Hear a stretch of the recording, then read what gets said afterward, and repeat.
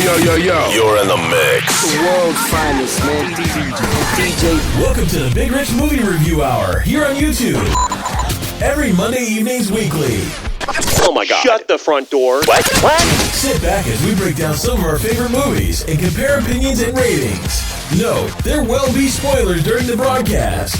Always remember to like, share, and subscribe. What's good, people? What's good, people? Big Rich here from the Big Rich Live on the Mic Radio Show here on YouTube. And welcome to the next installment, or the latest installment of Big Rich Movie Review.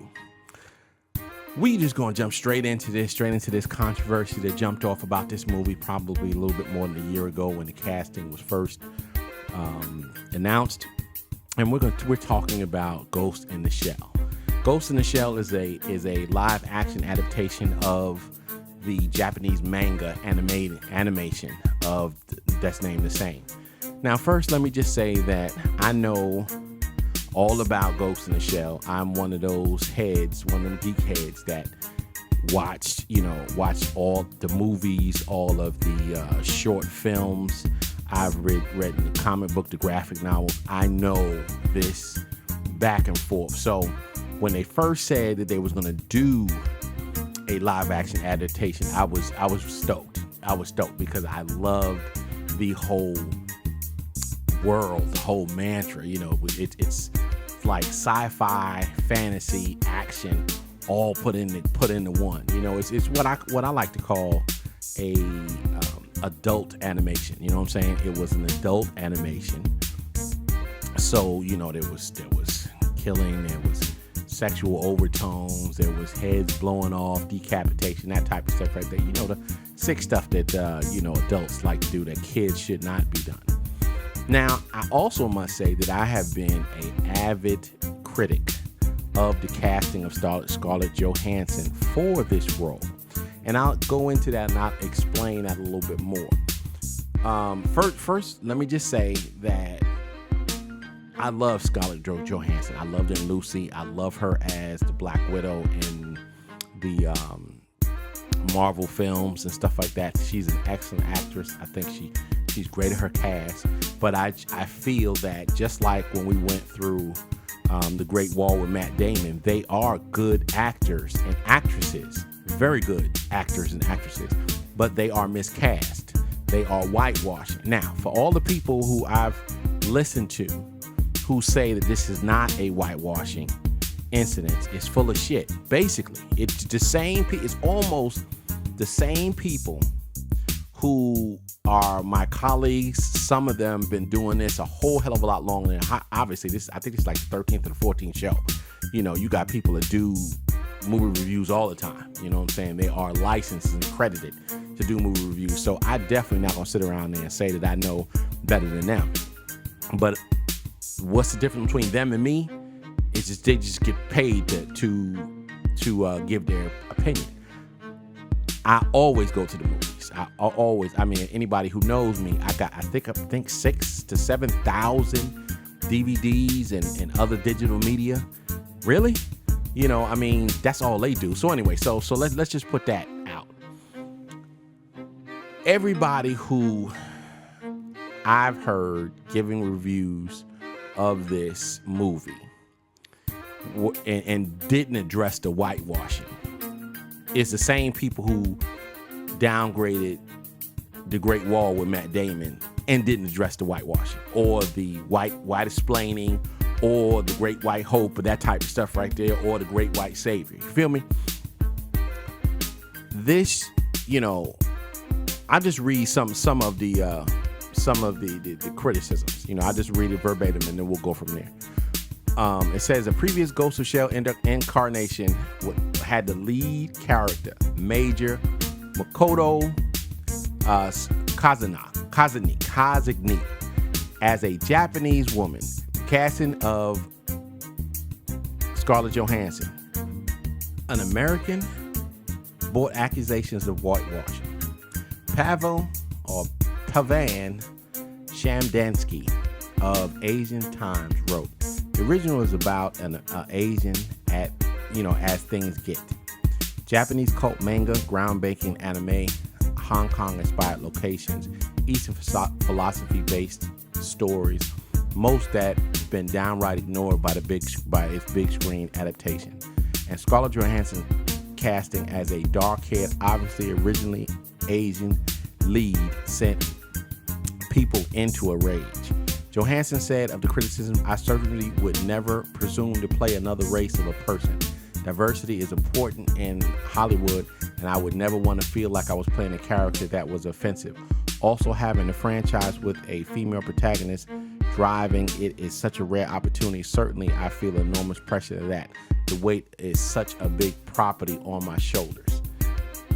Really? Really. It's just crazy. Here's another thing. In April 2016, Screen Crushed reported that the filmmakers had commissioned the use of CGI and other visual effects testing to alter Scarlett Johansson's appearance to make her appear Asian, spurring further backlash, including a satirical video released from YouTube filmmaker Freddie Wong. Paramount stated the test was short-lived and did not involve Scarlett Johansson. Some fans and industry employees argue that the controversy is a symptom of a bigger issue. The modern Hollywood fears casting non-white actors will bring less profit. Okay, so we're not even gonna get into that. I would basically say, I can't even say that this was a good movie. This was a horrible movie. And it has nothing to do with Scarlett Johansson as the lead. It was just a horrible movie. Just like the gentleman from the Asian Times said, you pretty much took the main character, okay, and you did not grab any of the Japanese cult manga, the ground banking, none of that. The Hong Kong inspired locations. It's like you take what you want to take, and that's it. So it's not really too much that I can say about this movie as far as it's horrible. It was just horrible. And I know that, its first weekend, it was 19 million. It's up to 112 million now, but that is due to the fact that it was released and wide release to the Asian markets, China, Japan, Korea, that type of stuff right there. But you still think, okay, out of all of that, the movie was what, 120? Yeah, it was 120. It was 110 to build. It was 110 to make, and it was 100. It made 124.4 million. In order for it to break even, it has to double that 110. So it has to be at least $200 million, which it might get. But it's not. But I doubt it. I really doubt it. Let's just go a little bit further. It says the film attracted further criticism for its ending, in which it revealed that Johansson's character was originally a Japanese girl, Madoka Conjugate, like we just said. She meets and embraces her Japanese birth mama for the first time. So if this is whitewashing 101 in 2017. You know what I'm saying? If you talk about things in the past, in the 20s, 30s, to 40s with blackface and stuff like that, when you had darker skinned Caucasian actors playing Native Americans, Indians and that type of stuff right there. And then you would have them put on blackface to basically degrade and just make people think that black people were mongoloids and less of thee and less of self. You feel me? And this is basically what it is. You have taken a Japanese character, cast a white woman to play her, but you changed nothing else, including her name. And then you have that where you find out that she was an Asian girl in her past life before her brain was taken out and put into cyborg, Really? So basically what you're saying, and not really thinking about it, what you're saying, I'm not accusing them of not thinking about it. They're very smart. But what you're saying is, okay, we taking this brain out of a Japanese girl and putting it in a white woman because what? We can't find any more Japanese girls? No. So this is definitely whitewashing, 101. You follow what I'm saying? I just don't understand how you could even think, listening to what I just said, what Scarlett Johansson said, talking about she would not play. I certainly would never presume to play another race of a person. Really? But you took this role. Now, she probably got, $10 million or so. Who passing up that type of bread? You know what I'm saying? So I don't necessarily throw this all on her plate. What I do is I throw it on the plate of Paramount and other people like that. Then this is what really sort of gets me and lets me know that they knew what the thing was. If you think about it, the director, okay, of this movie is Asian, okay? I'm sorry, not a director. The overall director is Rupert Sanders, right? But there was a Chinese, I want to say, Chinese director, and was sort of helping in the background. And then you had a Japanese film company was also helping, or not Japanese, but Asian film company, because I don't really know if they were Japanese or Chinese or Korean and that type of stuff. I don't want to put out false news. But that also reminds me of, anytime you want to do something against a minority, what do? You find another minority of the same skin color, cultural background, whatever, to sit up there and say that this is not whitewashing. That's what you do. And the fact of the matter is, you have to ask yourself, when is enough is enough. Now, I've been on Twitter, ever since this, I came on, I gave my views on Twitter, and I remember some of you guys were saying, well, what you getting pissed off for? It's not a black person, the Asian people don't care, but pump your brakes on that. First of all, they do care, so you just don't roll in their circles and find out. I made sure that I went to many YouTube channels and rags, if you will, that were printed in English, obviously. And I would read, they was very insulted about this.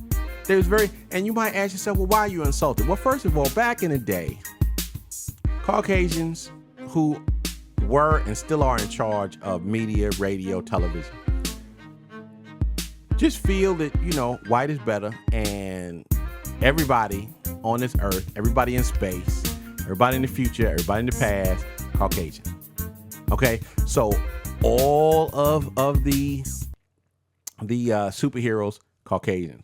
All of the powerful people, Caucasians. All of the criminals, Caucasians. I mean, just that's where it is. So that's why you get a situation where you have, let's say, thousands of heroes, but 90% of them are Caucasian men or women. You follow what I'm saying? So now you have to race bend a little bit to sort of even it out, because this ain't 80% Caucasian Americans that live in the United States. This ain't 85% Caucasian Americans that go to the movies. Everybody goes to the movies. So if you add all the minorities, it's damn near close to, 50-50. Any given night, any given film. So people want to go and see people who look like them. So that's where you get some of the race bending, because you have to bring yourself, to pull yourself into the 21st century, when you realize that it's just not all white. Now, this is not a white people are bad type crap, because I'll get a couple of comments down there, and I get Twitter and all that type of stuff, and they want to push back on me. But I'm just trying to explain to you why people is just pissed off. And I feel that even if you are Caucasian, you should be pissed off. Why would you want a person who looks like you to play somebody who you know, and you might say, okay, I suspend my disbelief, but you know that would never happen. You follow what I'm saying?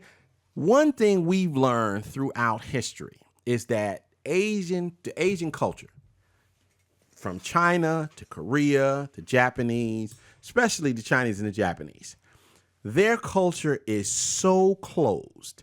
They are so guarded of their relics, of their history, of their heroes, of their people, that Europeans, talking about Caucasians, were often killed just for landing on their shores, or they was captured and not allowed to leave. So that's why you find it very hard that a white male like Matt Damon's character in The Great Wall can go there, live, do all of this to where they now looking to him. Really? I mean, you sit around and you be like, okay, this is bullshit. But this is what happened with Ghost in the Shell. And like I said, I know some people are going to be like, well, damn, Rich, you haven't really said anything about the movie because there's nothing to say about the movie. This is more of a venting session than a movie review. Because I tell you right now, before we even end, this is not a movie that I would watch again. I will definitely not be buying it, downloading it, or anything like that. I did it because I wanted to see if my preconceptions came true, or was I just being, bogus? Was it a situation where they took it, and molded it a little bit so that it's just not totally whitewashed? Or if you did take the concept, but instead of Japan, instead of China, wherever this mystical place is, it was in New York, it was in San Francisco or something like that. Now, I will say this, as I close this down.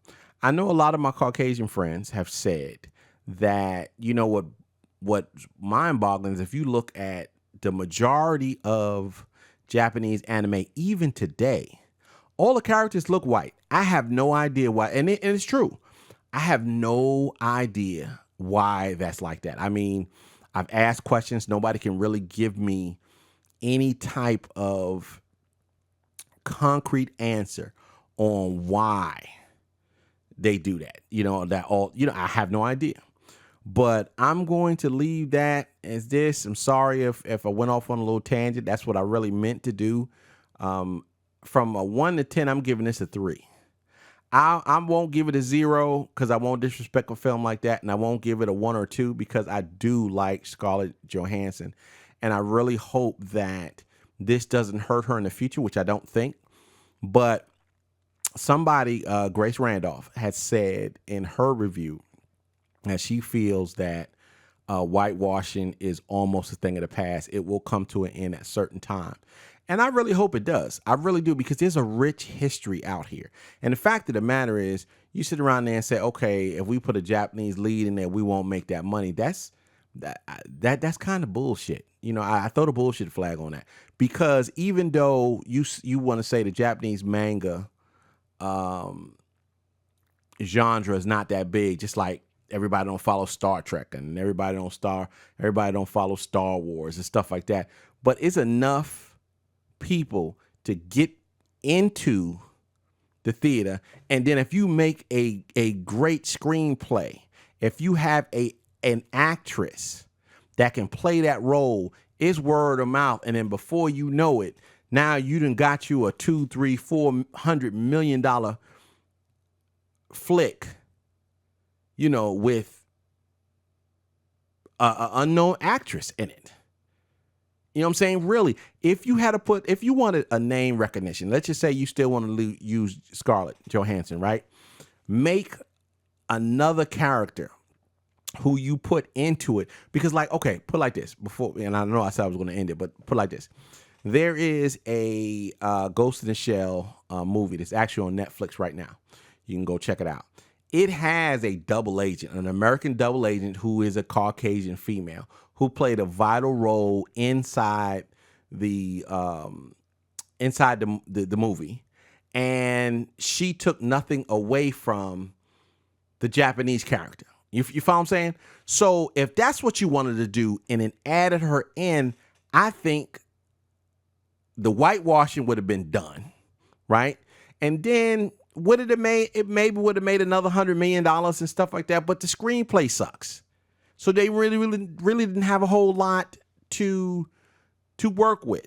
Now, what I will give it some thumbs up is I will say that the visuals, the CGI, the action sequences were awesome. They were mind blowing. They really were. If you know the material and you've seen some of the animation, there was some scenes that were taken right at, it was like jump right off the page.